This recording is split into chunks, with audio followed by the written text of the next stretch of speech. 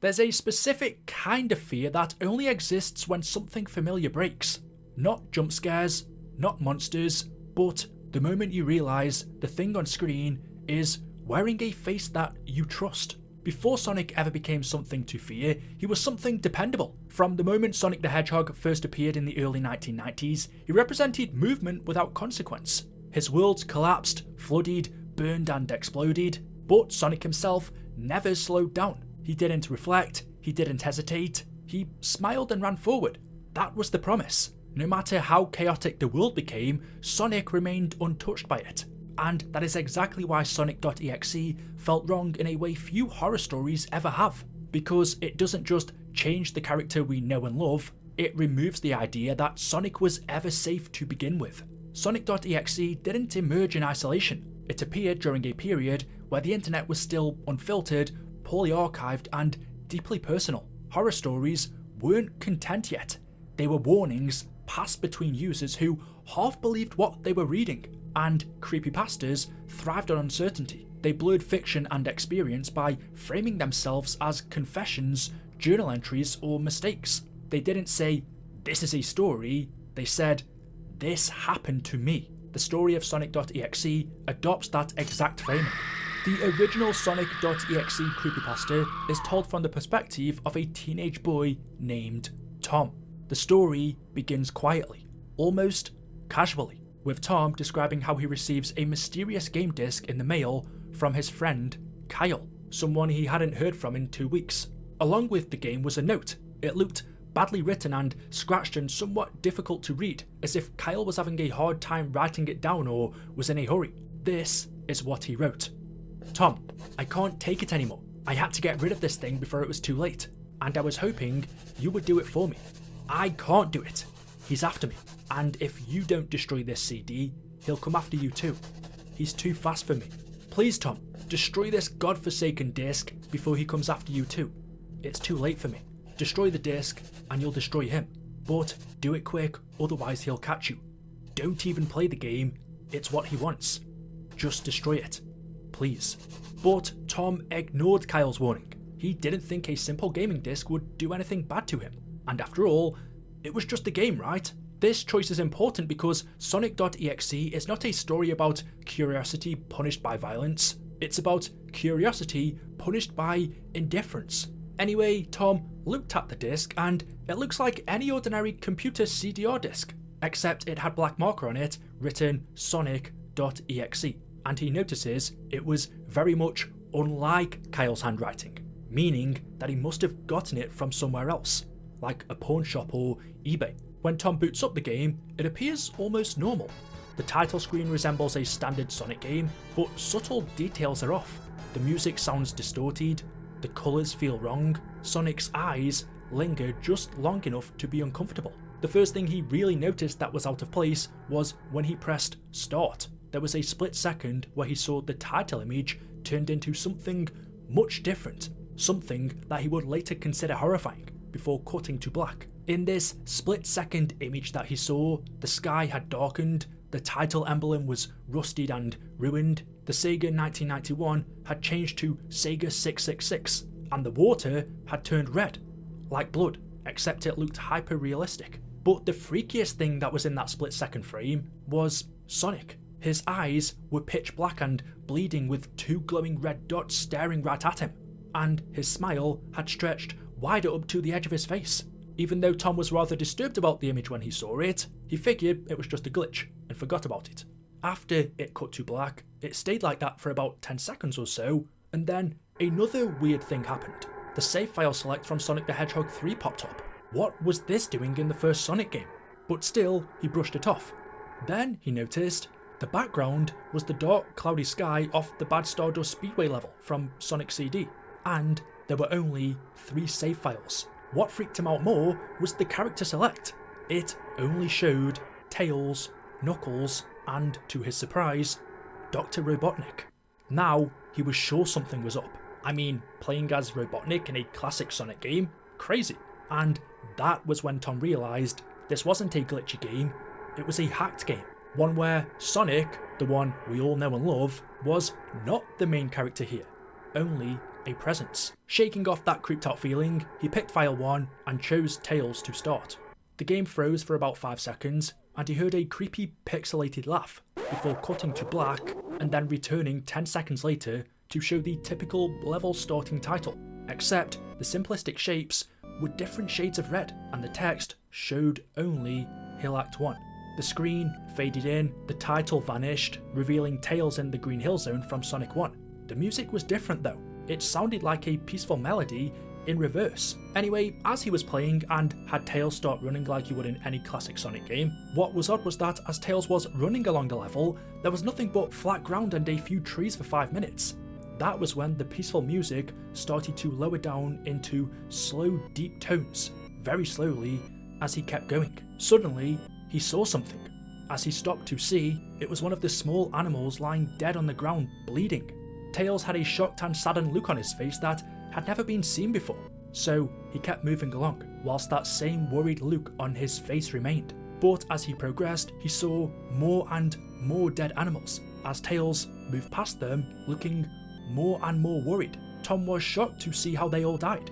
They looked like someone killed them in rather gruesome ways. A squirrel was hanging on a tree with what appeared to be his entrails hanging out, a bunny had all 4 limbs torn off, and a dog had his eyes gouged out and his throat slit.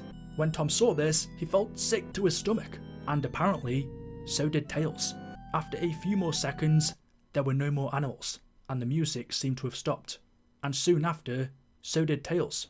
Sonic was there, on the other side of the screen, with his back against him and his eyes closed. Tails looked happy to see Sonic, but then his smile faltered, obviously noticing that Sonic wasn't responding to him, if not acting as if he was totally oblivious of Tails' presence. Tails walked slowly towards Sonic, and Tom noticed that he wasn't even moving his keyboard anymore. The game was doing it for him, so he assumed this had to have been a cutscene. But as Tails continued to walk closer to Sonic, he began to have a growing feeling of dread, that Tails was in danger and something bad was going to happen. He heard faint static growing louder as Tails was but inches away from Sonic, and stopped, and suddenly stuck his hand out to touch him. In a split second, Sonic opened his eyes, and they were black, with red glowing dots, just like that glitched title image. However, there wasn't a smile. As soon as that happened, the screen turned black, and the static sound turned off. It stayed black for about 7 seconds, and then white text appeared, forming a message saying, "Hello, do you want to play with me?" At this point, he was creeped out. He didn't want to continue with the game, but his curiosity got the better of him when he was taken to a different level with the level title now saying Hide and Seek. This time, he was in the Angel Island level from Sonic 3, and it looked like everything was on fire. Tails looked as though he was scared out of his wits this time. He actually looked at Tom and made frantic gestures to him as if he wanted to get out of the level as fast as possible. By this point, Tom was freaked out. I mean, Tails was actually breaking the 4th wall, trying to tell him to get out of there. So he pressed down on the arrow key and made him run as fast as he could, trying to help him escape from whatever he was running from. Suddenly, he heard that creepy laugh again, and then started seeing flashes of Sonic popping up everywhere on the screen, again with those black and red eyes. The music changed as he saw Sonic behind Tails, slowly gaining up on him, flying. Sonic wasn't running, he was actually flying. This time, he had the most deranged looking grin on his face, as though he was enjoying the torment he was giving to the little poor fox as he gained up on him. Suddenly, Tails tripped. Tom assumed this was another cutscene as the music stopped and Sonic vanished. Tails then laid there and started crying. He found the scene rather upsetting to watch, and he kind of teared up himself. But then Sonic appeared right in front of Tails, and he looked up in horror. Blood started to come down those blackened eyes of Sonic's as a grin slowly grew from his face as he could do nothing but watch. In a split second, Sonic lunged at Tails right before the screen went black as a loud screeching noise could be heard. Seconds later, the text returned, only this time it said, "You're too slow. Want to try again?" He was shocked by what had happened. Did Sonic murder Tails? No, he couldn't have. He and Tails are supposed to be best friends, right? Why did Sonic do that to him? He shook the shock off as he was brought back to the character select. The save file that had Tails was different. He was no longer in the box, but in the TV screen itself, which was flickering with a red static. Tails' expression scared him. His eyes were black and bleeding. His orange fur had gone dark, and he had an expression of anguish on his face. Trying to ignore it, he picked Knuckles next. This was the moment the rules collapsed. Sonic games are built around failure being temporary. Sonic.exe removed that safety net completely. The game moves on. There is no score screen, no restart, no opportunity to try again. This time, the level said, "You can't run." By now, Tom was really freaked out. He couldn't really tell if this was a glitch, a hack, or some kind of twisted joke, or anything really. But despite his fear of what happened next, he kept playing. This next level looked much different. It had the ground of the scrap brain zone, but the sky background looked like the main menu. It had the dark reddish cloudy sky, but it was the music that creeped him out the most. He also noticed that Knuckles looked afraid just like Tails did, though not as much. More rather, he looked a little unnerved. Knuckles broke the fourth wall just like Tails, and looked as if he wasn't sure about going on, but he made him move on anyway. He ran down the straight path, and as he did, the screen started to flicker red static a few times, and then that maddening laugh came back again. After a few seconds of running, he noticed several bloodstains on the metallic ground. He felt a growing sense of fear again, thinking that something horrible was going to happen to Knuckles. He looked nauseated walking down the bloodstained road, but he kept on going. Suddenly, as Knuckles ran, Sonic appeared in front of him with those black and red eyes. The red static appeared again, and when it vanished, nothing showed but a black screen with text saying, "Found you." Now, he was scared. Sonic found Knuckles already? What was going on? Anyway, the red static returned, as did the level, and Knuckles looked like he was panicking. Suddenly, Sonic appeared right behind Knuckles in what appeared to be pixelated black smoke. Tom made Knuckles turn and then punch Sonic, but he vanished before he could even land a hit. Then Sonic reappeared behind Knuckles as he attempted to make him punch him again, before Sonic vanished. Knuckles was panicking even more, and even he felt like he was going crazy. Sonic was practically playing with them. He was playing a sick, twisty little mind game with him and Knuckles. Another cutscene played as Knuckles fell to his knees and clutched his head sobbing. He felt his agony. Sonic was actually driving them both crazy. And then, in a quick second, Sonic lunged at Knuckles and the screen went black with another distorted screeching noise that lasted for about 3 seconds. More text appeared on the screen. So many souls to play with. So little time. Would you agree? What the hell was going on? Tom started to think Sonic was actually trying to talk to him through the game, but he was too scared to even think that. He was brought back to the main menu, and this time, the second file box had Knuckles on the TV screen. His red fur had darkened to a reddish grey, his dreadlocks were dripping with blood, and his eyes were black and bleeding too. And he had a look of sadness on his face. He began to think that those are actually characters trapped in those TV screens on the save files. But he couldn't believe it. He didn't want to believe it. So he shut off the game and took a break. Knuckles' death is not portrayed as a loss of strength, it's portrayed as irrelevance. No matter what Knuckles did, he could not fight back against Sonic. The outcome was fixed.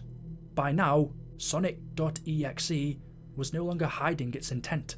As Tom went to sleep that night, he began to have the most disturbing nightmare. He was in pitch black darkness, though still under a light given off by a lamp that hung high above his head. He could hear the cries of Knuckles and Tails nearby. They were saying stuff like, "Help us," and "Why did you give us to him?" along with "Run away before he gets you too." Their cries died out as he heard Sonic laughing. "You're a lot of fun to play with, kid. Just like your friend Kyle," though he didn't last long. Tom was scared, looking around for the source of the voice. "Won't be long now until you join him and all my other friends." He saw Sonic walking towards him, flickering in and out in several directions. "You can't run, kid. You're in my world now, just like the others." When he grabbed him, he saw his bleeding, black and red-eyed, grinning face. He woke up with a fright. After a couple of hours, Tom decided to continue playing. He didn't know why, but he had to know. He had to figure out why this was happening. So he turned on his computer, turned on the game, and selected Robotnik next. The level title appeared, and this time it said, which he found really weird. He was in some kind of hallway. Didn't really look like it was from any of the classic Sonic games, though it still had the pixelated style, the floor was shiny and checkered, the walls were a dark greyish purple with animated candle lights and a few dark blood stains here and there. The music was oddly pleasant, a piano playing a rather sad yet peaceful song. Robotnik didn't look entirely nervous like Tails and Knuckles did, but he did have a suspicious look on his face, as if he was just a bit paranoid. Even though he was scared out of his mind about what was going to happen, he had Robotnik continue onward. He did his usual running animation as they continued to go through the hallway. Then, he stopped at a long flight of stairs leading downward. Now he was nervous. Even Robotnik seemed unsure of himself, though he pressed onward. As he led Robotnik down the stairs, he noticed that the walls had gotten darker and more reddish. The red torches were now an eerie blue. Then, they landed onto another hallway. This one was longer than the last, and as they headed down another flight of stairs, this one was much longer too. But soon, the music slowly faded until it was quiet, as the walls turned darker and the torches were now a black flame. When Robotnik landed onto the third hallway, he noticed he now looked really creeped out, though he wasn't trying to hide it. He couldn't blame him, he was scared too. Suddenly, Sonic popped right in front of Robotnik the same way he did Knuckles, and then red static. It lasted for about 15 seconds, and then it showed him the most unpleasant image. A hyper-realistic Sonic standing in the darkness where you can only see his face while his head and torso faded into black. And when I say hyper-realistic, I mean he looked so real you could actually see the lines in his blue fur, as if you could actually feel the fur if you touched the screen. And his face, he had the most horrifying smile he had ever seen, with his eyes wide and black once again. He had stains of blood and small bits of flesh on his lips, as if he had eaten some animal. Tom stared at that gruesome image for a good 30 seconds, never taking his eyes off it, feeling as if he was actually looking at him, smiling. Then the screen flickered with red static again, and on the third time he heard a laugh, except this time it sounded distorted, demonic even. It went back to the image again, except this time there was text which read, "I am God." It was when he read this message while looking at Sonic that it hit him. He realised it right there and then, before the screen turned black. And as he sat there, staring at the black screen, one last text came up. Ready for round 2? Tom eventually realised Kyle had discovered this seemingly corrupt game and had been subjected to its horrors. Kyle had obtained the haunted Sonic.exe CD through the Cult of X. This cult, dedicated to spreading the influence of an entity, was responsible for distributing copies of this game. Kyle found the game disc and experienced its terrifying effects. The evil Sonic in this game is not actually the real Sonic the Hedgehog, it is the entity X, which has taken on Sonic's appearance to lure victims and which is served as a god by the Cult of X. The entity is a distinct being from Sonic himself, although it idolizes him. The game disc serves as a gateway to the dimension of an eldritch interdimensional entity known as Sonic.exe, or X. This entity is born of dark matter and driven by a desire to enslave humanity and merge its world with Earth. The Cult of X was dedicated to worshipping it as a god, and the entity X was able to manipulate and control the game, using it as a tool to interact with the human world and trap victims. The disc acts as a gateway, meanwhile the entity focuses on enslaving the world.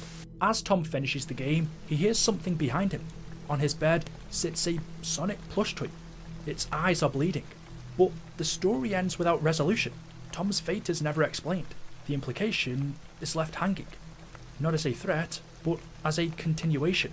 The game does not end when the screen goes dark. Sonic.exe does not ask, what if Sonic was evil? It asks, what if Sonic never belonged to you? The horror comes from losing authority over something deeply familiar. The game does not glitch wildly, it does not collapse, it functions perfectly as the entity intended, just not in your favour. Sonic.exe isn't frightening the way it once was, but it still matters because it captured a moment when people began to understand that digital space could feel hostile, that childhood icons could be turned against us. Sonic was built to keep moving. Sonic.exe asks what happens when stopping is no longer an option, and the game never closes.